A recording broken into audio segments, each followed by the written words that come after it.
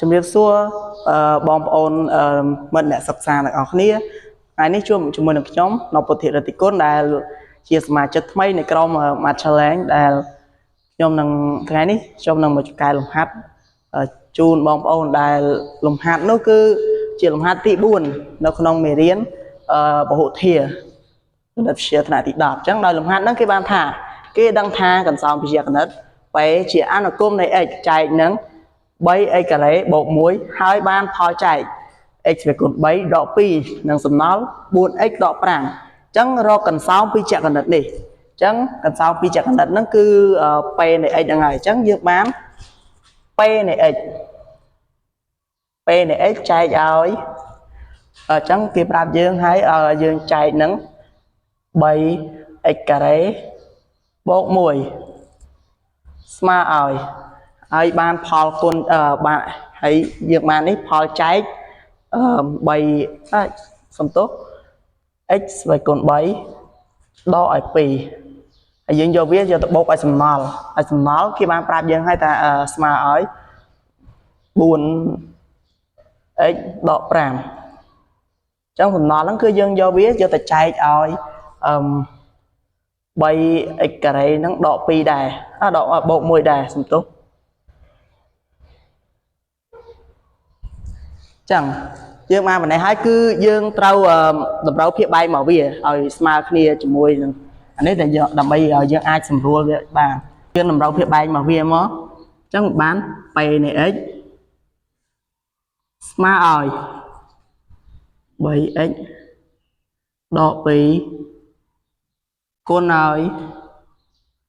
3x ការ៉េបូក1បូកឲ្យ 4x ដក5អញ្ចឹងអានេះហេតុអីបានវាបានគុណមកអានេះអញ្ចឹងអានេះបានមកដោយសារតែយើងតម្រូវភាពបែកបាទតម្រូវភាពបែកហ្នឹងវាចេះដើម្បីឲ្យបានអាភាពបែកដូចអញ្ចឹងយើងយកភាពបែកវាគុណឲ្យ 3x ការ៉េបូក1អញ្ចឹងអានេះគុណមួយប៉ុន្មានអាលើក៏គុណមួយប៉ុណ្ណឹងដែរបាទអញ្ចឹងបន្ទាប់មកយើងគុណវាមកគុណនេះវាបញ្ចូលគ្នាមកបាទអញ្ចឹងវាបានយកx ស្វ័យគុណ3នេះយកទៅគុណឲ្យ 3x ស្វ័យគុណ2អញ្ចឹងវាបាន 3x ស្វ័យគុណ5ដកឲ្យបូក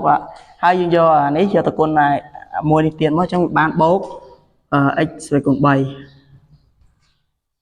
អា2នេះយើងយកទៅគុណយ៉ាងដែរគុណ 3x ស្វ័យគុណ2នេះហើយគុណឲ្យមួយនេះទៀតអញ្ចឹងបានដក 3x ការ៉េដកឲ្យ2ហើយយកទៅបូកឲ្យសំណល់គឺ 4x ដក5បាទអញ្ចឹងបន្ទាប់ពីយើងឃើញប៉ុណ្ណេះហើយយើងគណនាលេខមកបាទអញ្ចឹងស្មើឲ្យ 3x ស្វ័យគុណ5បូកឲ្យ x ស្វ័យគុណ3ដកឲ្យ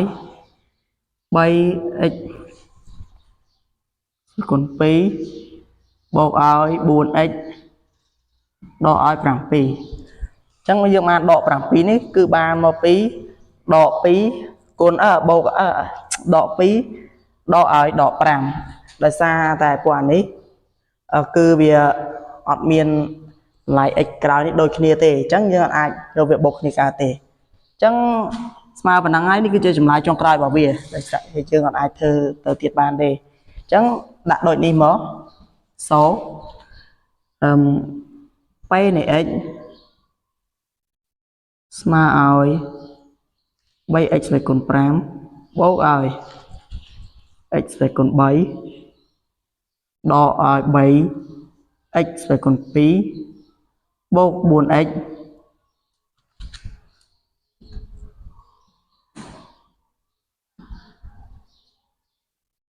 ដកឲ្យ7